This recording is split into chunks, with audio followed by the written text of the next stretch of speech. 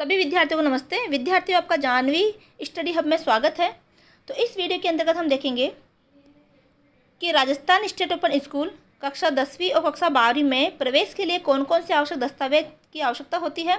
कुछ स्टूडेंट के कमेंट्स आ रहे थे कि मैम जो प्रवेश के लिए क्या क्या हमें डॉक्यूमेंट चाहिएगा, किस तरह से उसका प्रवेश होता है। हालांकि मैंने पिछले वीडियो में राजस्थान स्टेट ओपन बोर्ड का पूरा नोटिफिकेशन मैंने समझाया है, लेकिन फिर भी स्टूडेंट्स के कुछ कन्फ्यूजन है।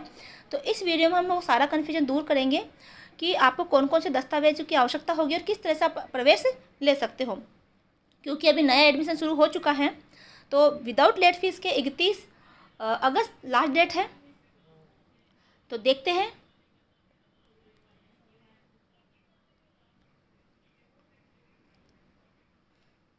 तो राजस्थान स्टेट ओपन स्कूल में प्रवेश हेतु आवश्यक दस्तावेज कक्षा 10।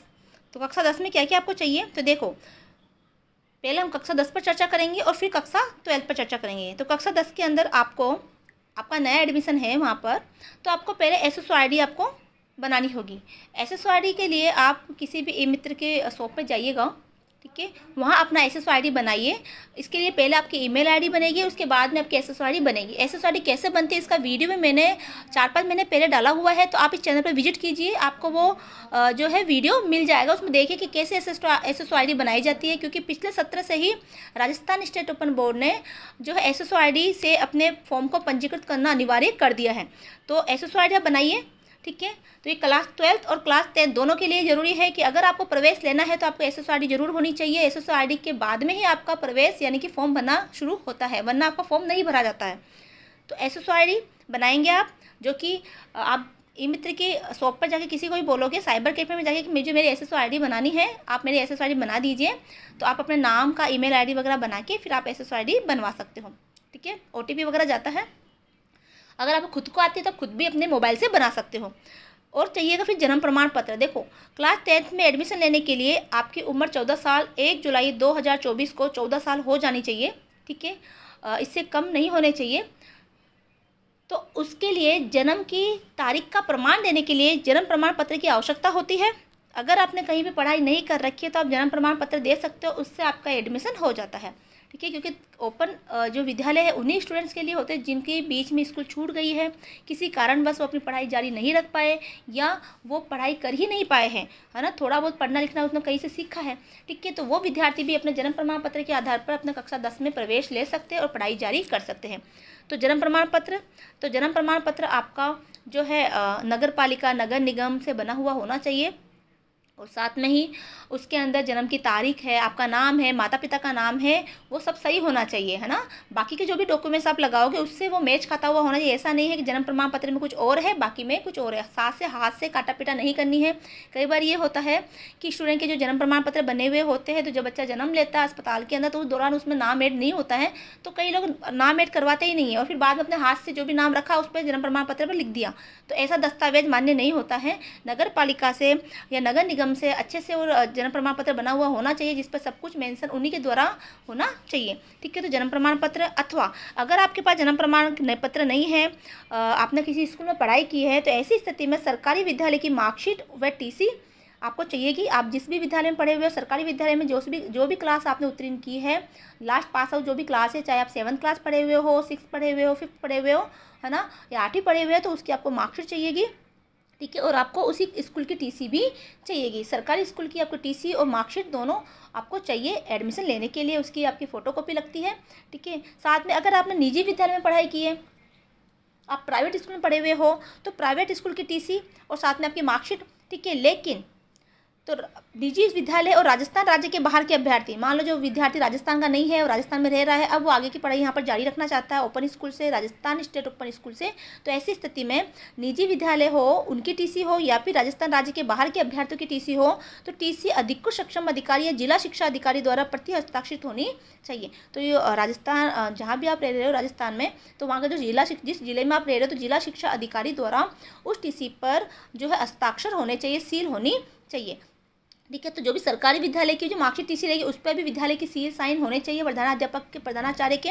और इसी प्रकार अगर निजी विद्यालय है ना, और स्टूडेंट राजस्थान राज्य के बाहर पढ़ा हुआ विद्यालय से, किसी बाहर राजस्थान राज्य के बाहर के विद्यालय से पढ़ा हुआ है, जो राजस्थान राज्य का पहले नहीं था लेकिन अब राजस्थान राज्य में वो रहने लगा है, ठीक है, और उसको यहाँ पर पढ़ाई जारी रखनी है ओपन से, तो उसके जो टीसी के ऊपर यहाँ के जिला शिक्षा अधिकारी के हस्ताक्षर होना चाहिए। मान लो आप जो जयपुर में रहते हो तो जयपुर के जिला शिक्षा अधिकारी के हस्ताक्षर हो गए, है ना। अगर आप हनुमानगढ़ में रहते हो, चित्तौड़गढ़ में रहते हो, उदयपुर में रहते हो, तो वहाँ के जिला शिक्षा अधिकारी का हस्ताक्षर उस पर हो गए। ये किसके लिए है?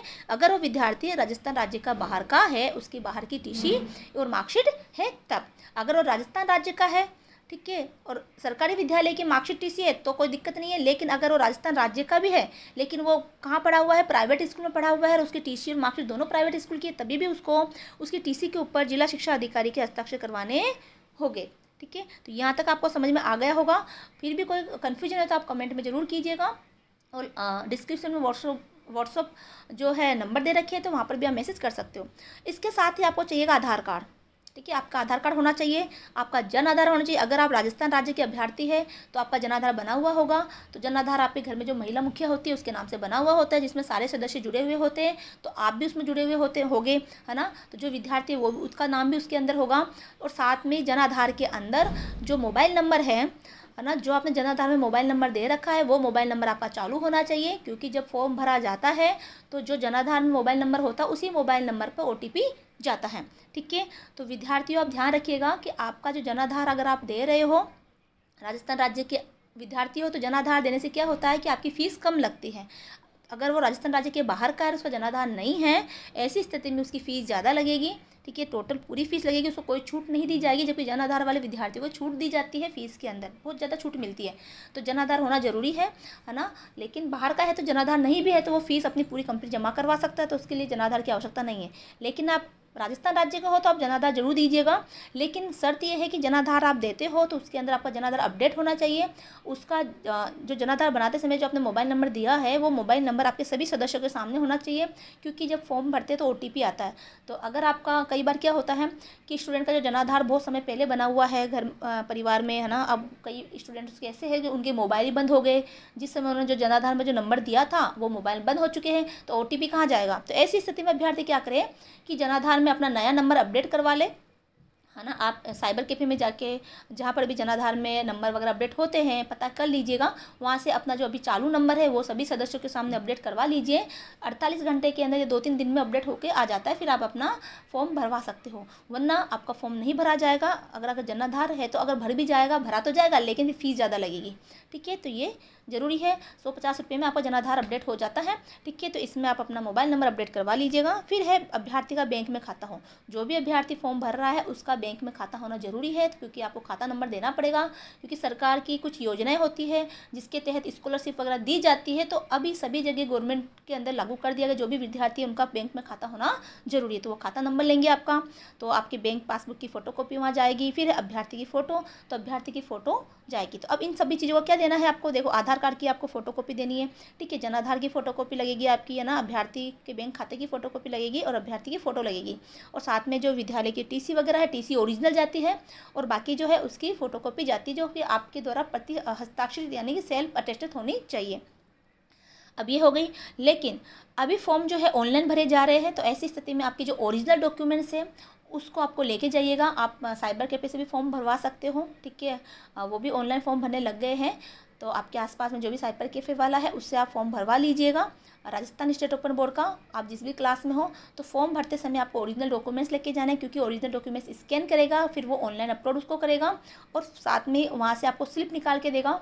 आपके जो फीस की स्लिप है वो आपको निकलवानी है, और फिर उसको लेकर आप अपना जो भी आसपास का AI सेंटर है वहाँ जाके जमा करवा सकते हो। तो इससे पहले ज़रूरी भी कि आप एक बार आपका आसपास में जो भी AI सेंटर है जहाँ से राजस्थान स्टेट ओपन बोर्ड के फॉर्म भरे जाते हैं, वहाँ पर भी जाके एक बार आप पता कर लीजिएगा, ठीक है। क्योंकि वो खुद भी लेके डॉक्यूमेंट्स लेके खुद भी फॉर्म भर रहे होते हैं ऑनलाइन, और कई बार कोई स्कूल वाले नहीं भर रहे होते क्योंकि सब चीज़ें ऑनलाइन हो चुकी है, तो वो आपको गाइड कर देंगे कि आप वहाँ जाके फॉर्म भरवा लीजिए, है ना। क्योंकि वो अपना AI नंबर वगैरह दे देंगे, स्कूल का नाम दे देंगे कि इस स्कूल का AI नंबर डलवा लीजिएगा। तो ये है। तो ये तो हो गया कक्षा 10th के लिए। क्लास 12 के लिए भी वही है, SSID उसको बनानी पड़ेगी, लेकिन कुछ चीज़ें अलग हैं, जैसे कि उसको भी क्लास 12 में भी आधार कार्ड, जनाधार, बैंक, अभ्यर्थी का बैंक में खाता, अभ्यर्थी की फ़ोटो, ये तो होनी ही चाहिए। बस कुछ चीज़ चेंज है। देखो कक्षा 12 में, अब जो 12 में एडमिशन लेना चाहता है उसके लिए क्या है, ठीक है। जो कक्षा 12वीं में एडमिशन लेना चाहता है उसके लिए SSID बनानी मस्ट है, ये तो आपको बनानी ही पड़ेगी, उसके बिना फॉर्म नहीं भरा जाएगा, ठीक है। कक्षा 10वीं कक्षा उत्तीर्ण मार्कशीट, क्योंकि 12वीं में एडमिशन लेना है तो उसको भैया कक्षा 10वीं उत्तीर्ण होना चाहिए, तभी तो 12वीं में एडमिशन ले सकता है। तो कक्षा 10वीं उत्तीर्ण मार्कशीट हो और TC हो उसकी, ठीक है। जिस भी विद्यालय से उसने पास किया है, सरकारी स्कूल से पास किया, तो उसकी TC में डाइस कोड वगैरह होना चाहिए। ऐसे 10वीं क्लास के भी TC में डाइस कोड होना चाहिए, चाहे वो सरकारी का हो या प्राइवेट का हो, उसमें डाइस कोड लिखा हुआ होना चाहिए, ठीक है। अगला है TC अगर प्राइवेट स्कूल की है तो वो जिला शिक्षा अधिकारी से क्या होगा, हस्ताक्षरित होगी। अगर विद्यार्थी बाहर का है, यानी राजस्थान राज्य से बाहर का है, राज्य के बाहर के अभ्यर्थियों के लिए TC पर जिला शिक्षा अधिकारी के हस्ताक्षर हो गए। जिस जिले में वो रह रहा है, अगर वो राजस्थान राज्य से बाहर का, तो उसी जिले के शिक्षा अधिकारी के उस पर हस्ताक्षर हो गए। तो ये क्लास 12 के लिए है। अभी मैं TOC के लिए भी बताऊंगी। कुछ स्टूडेंट फेल हो गए, जैसे क्लास 10th में फेल हो गए हैं 1-2 सब्जेक्ट में, वो ओपन से अपना 10वीं क्लास उत्तीर्ण करना चाहते हैं, उसको क्या करना है ना, वो हम आगे अभी चर्चा करेंगे। अब देखिए, आधार कार्ड, आपको आधार कार्ड चाहिएगा, ठीक है। जनाधार भी आपको चाहिएगा। अगर आप राजस्थान के अभ्यर्थी, जनाधार से आपकी फ़ीस में छूट मिल जाती है। अगर जनाधार नहीं है तो आपकी फ़ीस ज़्यादा लगेगी, लेकिन फॉर्म भर जाएगा, है ना। अभ्यर्थी का बैंक में खाता होना चाहिए, जो भी आपका बैंक है उसमें आपका खाता होना चाहिए। अगर नहीं है तो आप खाता खुलवा लीजिएगा। अभ्यर्थी का फ़ोटो चाहिएगा, तो ये ओरिजिनल चाहिएगा। पहले फॉर्म भरते समय जब ऑनलाइन फॉर्म भरा जाता है तो ओरिजिनल डॉक्यूमेंट्स की स्कैन होती है, और फिर बाद में आप फ़ोटोकॉपी आप अपने AI सेंटर में जमा करवा सकते हो, ठीक है। तो ये सभी दस्तावेज आपको चाहिए।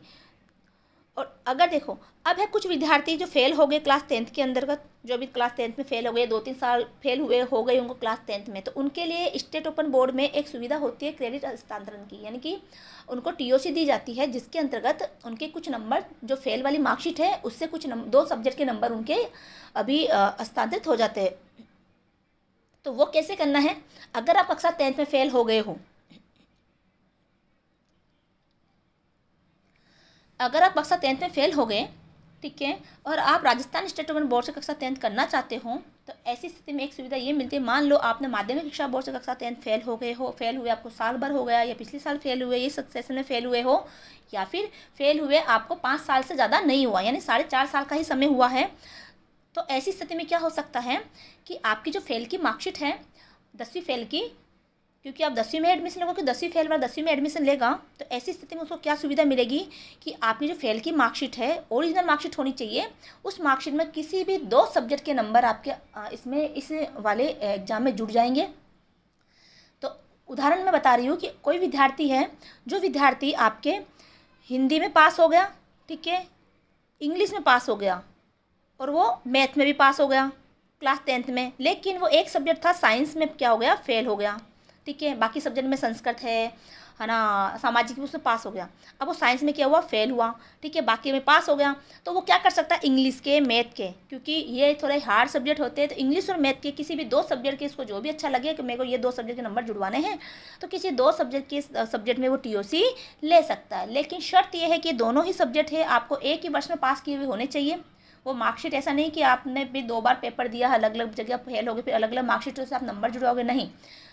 एक ही समय में, एक ही सेशन में आपका फेल की हुआ होना चाहिए, वो पास किए हुए सब्जेक्ट होने चाहिए। तो आप किसी भी 2 सब्जेक्ट के नंबर आप क्रेडिट करवा सकते हो। तो इसके लिए ज़रूरी है कि आपको जो है ओरिजिनल मार्कशीट चाहिएगी क्लास 10th की, तभी जाके वो फेल की जो ओरिजिनल मार्कशीट है वो आपको चाहिएगी, तभी आपके 2 सब्जेक्ट के नंबर क्रेडिट हो सकते हैं। तो फॉर्म भराते समय बताइए कि मेरे को 2 सब्जेक्ट के क्रेडिट करवाने हैं, तो वहाँ पर ऑप्शन होता है, तो आपके जो भी 2 सब्जेक्ट की क्रेडिट होगा वो उसमें हस्तांतरित, वो उसमें फॉर्म में फिल कर देगा।